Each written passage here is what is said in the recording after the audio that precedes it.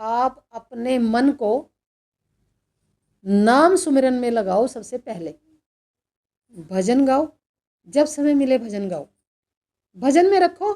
फालतू टाइम मन को दो ही मत ना, कोई फालतू समय इसे देने की कोई ज़रूरत नहीं है। ना फालतू समय होगा, ना कुछ ये सोच पाएगा। जरा सा आपको खाली टाइम मिला, भजन गाओ।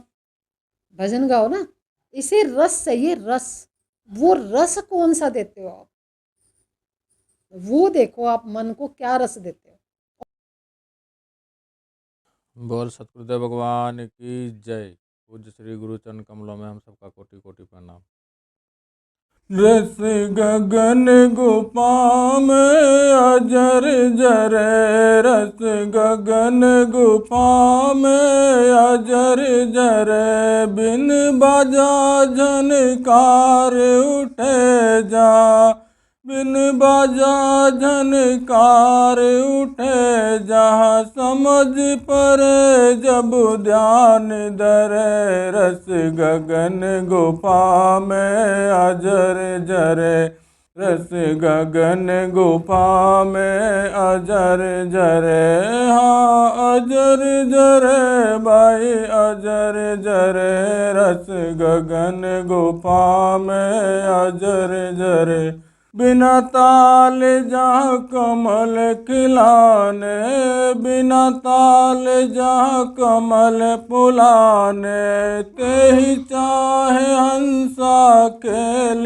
करे, बिन चंदा उजियारा दर से, बिन चंदा उजियारा दर से, जहाँ तहाँ हंस नजर परे, रस गगन गुफा में अजर जरे, रस गगन गुफा में अजर जरे, 10वें द्वारे ताली लागे, 10वें द्वारे ताली लागे, अलख पुरुष जाहि ध्यान धरे, काले करार निकट नहीं आवे, काले करार निकट नहीं आवे, काम क्रोध मद लोभ जरे, रस गगन गुफा में अजर जरे, रस गगन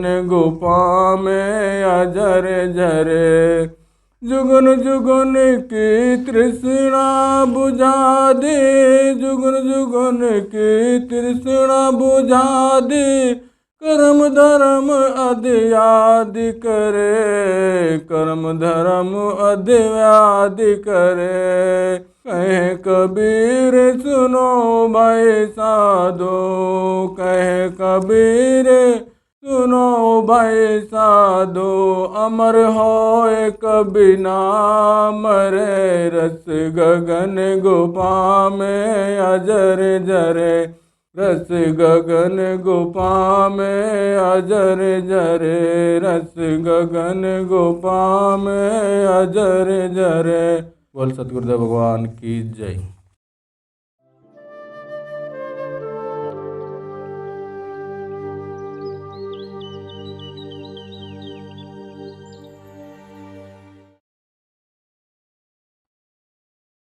परमात्मने नमः, परमात्मने नमः, परमात्मने नमः। बोला सतगुरुदेव भगवान की। तो आज चलें अपने घर। रस गगन गुफा में अजर झरे, रस गगन गुफा में अजर झरे, समझ पड़े जब ध्यान धरे, रस गगन गुफा में अजर झरे। तो जो ध्यान करते हैं तो वो इस चीज़ को जानते होंगे, बिना कृपा के किसी को कुछ नहीं मिल सकता। ये प्रभु की बहुत कृपा है कि आप आत्मज्ञान सुनते हैं। आम जगह पर तो ये सुनाया ही नहीं जाता, बताया ही नहीं जाता। तो ध्यान भी एक ऐसा प्रभु का वरदान है, जिन्होंने ध्यान की खोज निकाली कि ध्यान कैसे करना चाहिए। तो उनका हम कोटि कोटि धन्यवाद करते हैं, जिन ऋषि मुनियों ने ये ध्यान की परंपरा निकाली कि ऐसे ध्यान करके और ऐसे आप अपने भीतर जाकर आप अपने स्वरूप को प्राप्त कर सकते हैं। तो उनका धन्यवाद करना चाहिए। अगर नहीं पता होता या नहीं बताया जाता तो कैसे होता, क्या करता कोई। ये तो असीम कृपा है, ये तो बहुत बड़ी कृपा है ना कि ध्यान एक ऐसी विधि है कि मनुष्य स्वयं तक पहुंच जाता है। स्वयं तक यानी कि ब्रह्म तक। ब्रह्म तक, जैसा कि मैं ब्रह्म ही हूँ, लेकिन अभी तो मैं अपने आप को क्या समझता हूँ? अभी तो मैं यही समझता हूँ ना कि मैं ये शरीर हूँ और ये मेरा घर है, ये मेरा परिवार है और ये मेरा सब कुछ है। लेकिन ये शरीर तो किसी का है नहीं, दिखाई दे रहा है लेकिन है नहीं। इस शरीर के अंदर उस अमृत को रख दिया गया है, इसीलिए इस शरीर की वैल्यू है। मानव तन की जो कदर करते हैं ना लोग कि मानव तन बहुत श्रेष्ठ है, वो इसलिए है क्योंकि इसमें ब्रह्म का निवास है। अगर इसमें ब्रह्म नहीं होता तो इस शरीर को कौन पूछता। तो आपको ये तो पता ही होगा कि भगवान स्वयं जब पृथ्वी पर आए हैं तो मानव तन ही धारण किया है उन्होंने। मानव तन ही धारण देकर सब कुछ दिखाया है ना उन्होंने।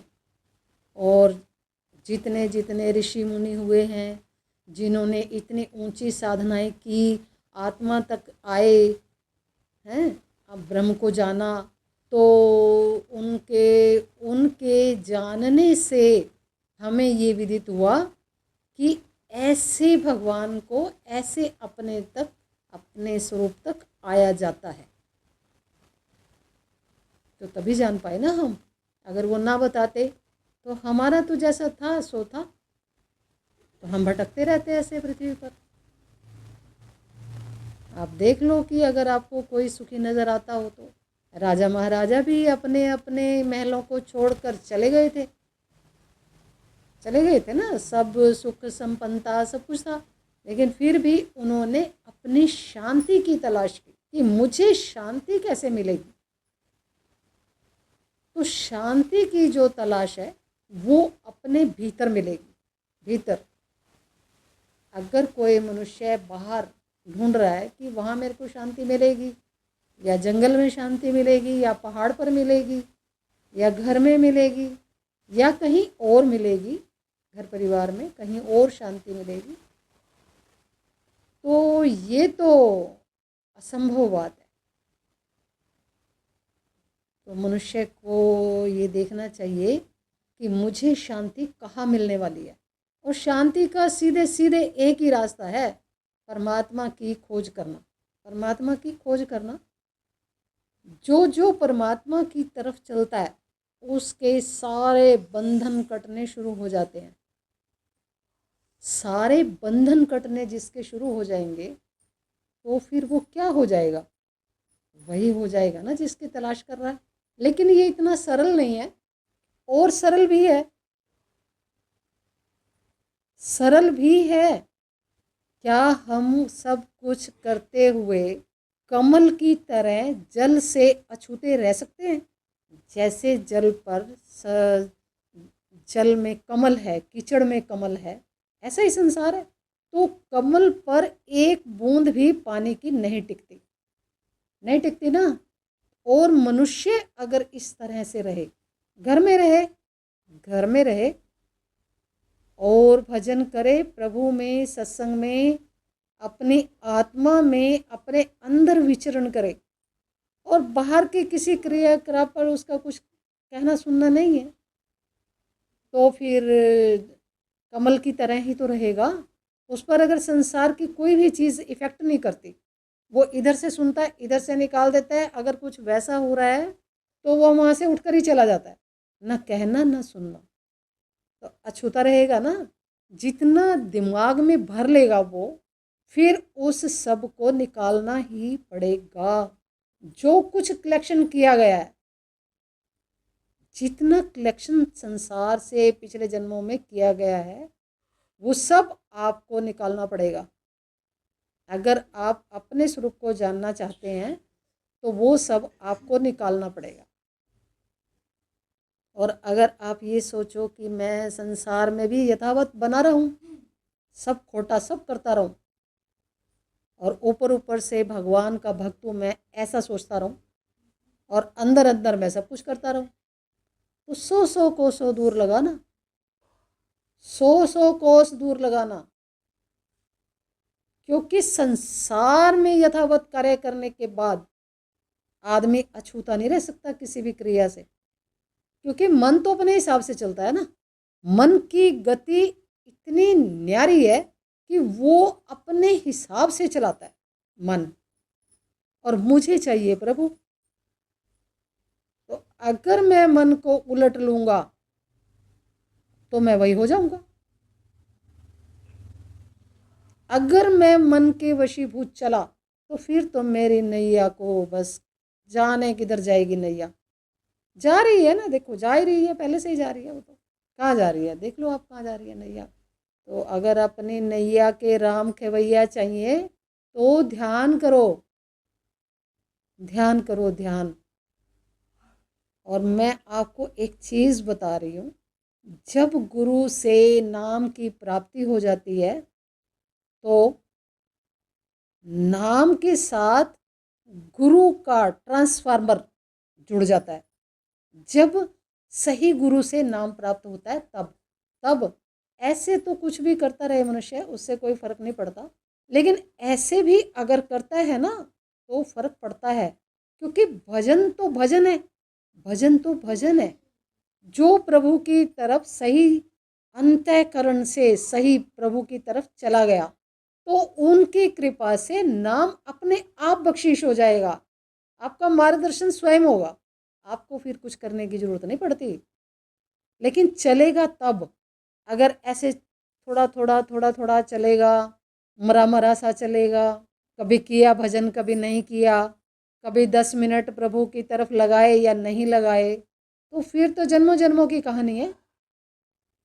प्रभु की तरफ चलना है तो बिल्कुल ऐसे चलना होगा अडिग, जैसे एक अंदर हमारे एक शिखर है जो उस पर मैं 24 घंटे निगहबान हूँ, ऐसे चलना होगा।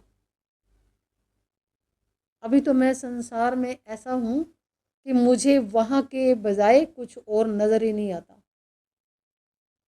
और अगर मैं प्रभु की तरफ चलूँ तो कृपाएं स्वयं आती हैं, स्वयं आती हैं अपने आप बिना कहे सुने। आपको सोचने के लिए विवश कर दिया जाता है कि ऐसा कैसे हो रहा है। तो वहाँ से तो कोई कमी नहीं है, प्रभु की तरफ से कोई कमी नहीं है। उन्होंने तो बिल्कुल द्वार खोल रखा है। अब जो चलेगा तभी तो पहुँचेगा, जब चलेगा ही नहीं तो पहुँचेगा कैसे। अगर आपको कहीं जाना है तब आप चलोगे तभी तो पहुँचोगे, अगर नहीं चले तो कहाँ पहुँचोगे आप, बैठे हो तो बैठे रहोगे। तो जिसने जो इस तरफ चलना चाहेगा प्रभु की तरफ, तो उसकी दृष्टि एक ऐसी दृष्टि होगी जो हंसा तो मोती चुगे, हंसा तो मोती चुगे। अगर मैं हंस हूं, मुझे अपना कल्याण करना है, मोती चुगने हैं, तो फिर मुझे तो प्रभु की तरफ अपना 100% ध्यान देना होगा ना, 100%। वहाँ ऐसे रुक रुक कर हल्का फुल्का नहीं चलेगा। लेकिन ये सारी कहानी बहुत सरल है, हम चलते नहीं, बस यहाँ दिक्कत है, हम चलते नहीं। अगर हम दिल से अपने अंदर से प्रभु की तरफ चलने का एक निश्चय करें तो उनकी कृपा हुए बगैर नहीं रह सकती। जी तो हमने जाना है ना, इसीलिए बता रही हूँ। देखो, जिसे सही गुरु से नाम की प्राप्ति हो जाती है